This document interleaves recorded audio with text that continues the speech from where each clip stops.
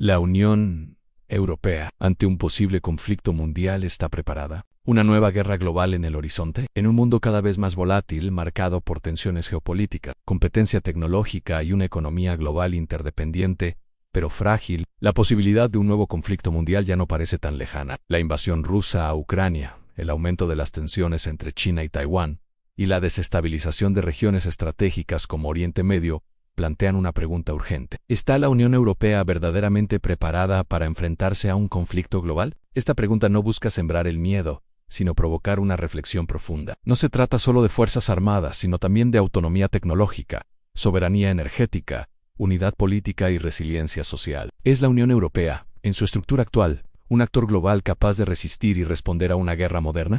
La defensa europea, ¿una ilusión o una realidad en construcción? Eso plantea un problema estructural grave en un escenario de conflicto global. Pero no hay un mando militar europeo unificado, ni una estrategia clara para actuar como bloque ante una amenaza directa. Aunque la Unión Europea ha impulsado en los últimos años mecanismos como la cooperación estructurada permanente o el Fondo Europeo de Defensa, la realidad es que la defensa sigue siendo, en esencia, una competencia nacional. Francia posee una capacidad nuclear. También conlleva peligros. Alemania cuenta con poder económico y ha comenzado un proceso de rearme. Entonces, nos preguntamos, ¿están las instituciones europeas preparadas para resistir un ataque híbrido? La guerra electrónica y la presión económica. ¿Puede Europa defenderse si Estados Unidos decide mirar hacia otro lado? ¿Es realmente autónoma Europa en su defensa o es un apéndice militar de Washington? No hay una integración real, sino múltiples sistemas paralelos. Además, en un conflicto moderno, el campo de batalla no es solo físico. Incluye el ciberespacio,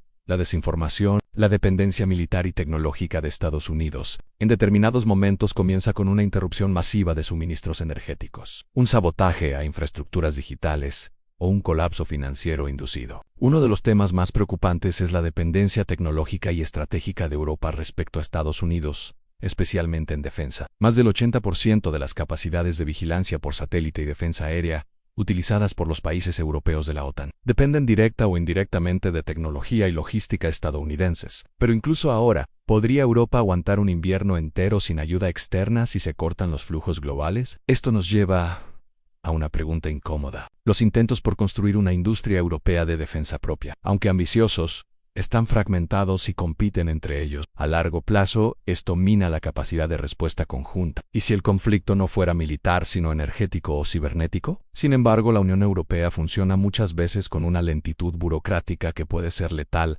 en situaciones de crisis. Y esa discusión está aún lejos de resolverse, aunque el contexto actual la esté acelerando. La guerra moderna no siempre llega con tanques y misiles. Esto, que es una bendición en términos históricos, tiene también su cara B, una población civil poco preparada para enfrentar emergencias prolongadas. La mayoría de los Estados miembros carecen de infraestructuras y protocolos sólidos para mantener a la población. En caso de bloqueo económico o ataque híbrido, ¿qué pasaría si una potencia cibernética atacara a los servidores de la Comisión Europea, el Banco Central Europeo o los sistemas bancarios nacionales? La guerra en Ucrania demostró lo vulnerable que era Europa en términos de energía. Una dependencia histórica del gas ruso que forzó a rediseñar de forma urgente las políticas energéticas. Una guerra no solo pondría a prueba la fuerza militar, sino la capacidad de una sociedad para resistir el miedo, la incertidumbre y la escasez. ¿Podría Europa garantizar la continuidad operativa de sus servicios críticos durante semanas o meses? Este tipo de preguntas rara vez se abordan en el debate público, pero en un contexto de guerra moderna, son más relevantes que nunca en cohesión política. ¿Es la Unión Europea un bloque o un mosaico de intereses?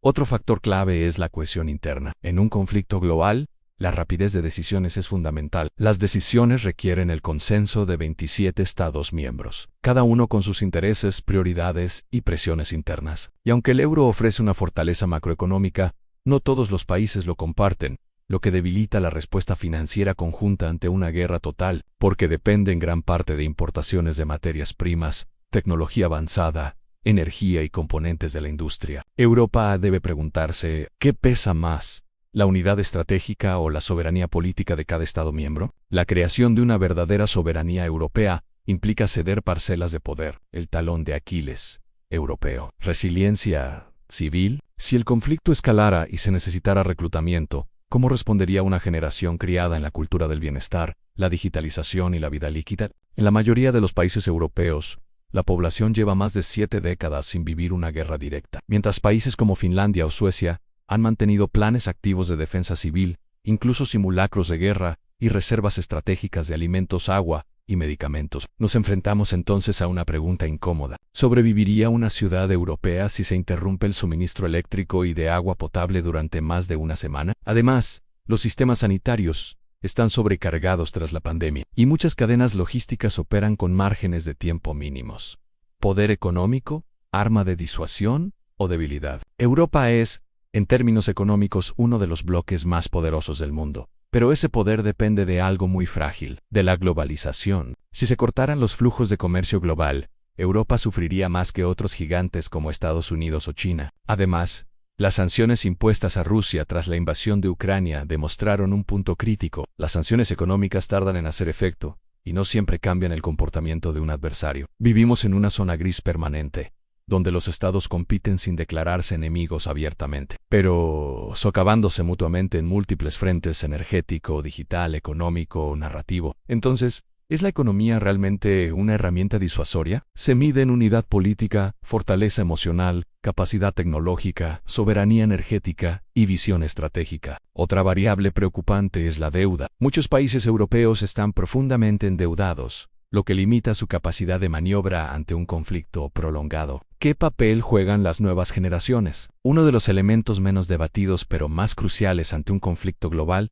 es el rol de la juventud. Las nuevas generaciones en Europa crecieron con una narrativa de paz, derechos, ecología y globalización. Valores loables, sin duda, pero ¿están preparados emocional, física y éticamente para enfrentar una guerra? Los ejércitos europeos están profesionalizados y, en muchos casos, reducidos al mínimo histórico. No se trata de juzgar, sino de reflexionar profundamente. ¿Estamos educando a jóvenes resilientes o a ciudadanos frágiles en un mundo cada vez más duro? Europa debe encontrar un equilibrio entre formar ciudadanos comprometidos con los valores democráticos y preparar a su sociedad para enfrentar escenarios extremos sin colapsar psicológicamente. Escenarios posibles entre la disuasión y la confrontación. La pregunta no es si habrá o no una guerra total. La verdadera cuestión es si ¿está Europa preparada para todos los escenarios intermedios? ¿Un ciberataque masivo que paralice los sistemas de pagos? ¿Un bloqueo comercial en el estrecho de Hormuz o en el mar de China? ¿Una escalada en África que afecte directamente intereses europeos? ¿Un conflicto prolongado en el este europeo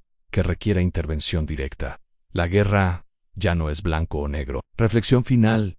¿Puede la Unión Europea reinventarse antes de que sea tarde? La preparación para un conflicto no se mide solo en armas o soldados. Europa tiene los medios, pero le falta una narrativa de poder, una voluntad colectiva y una capacidad de actuar con rapidez y determinación. La pregunta clave no es si habrá guerra, sino si estamos listos para proteger nuestros valores, nuestro modo de vida y nuestras sociedades en un mundo que ya ha dejado atrás la ingenuidad del siglo XX. Es tiempo de dejar de pensar como un continente en paz perpetua y empezar a actuar como una civilización que quiere sobrevivir al siglo XXI.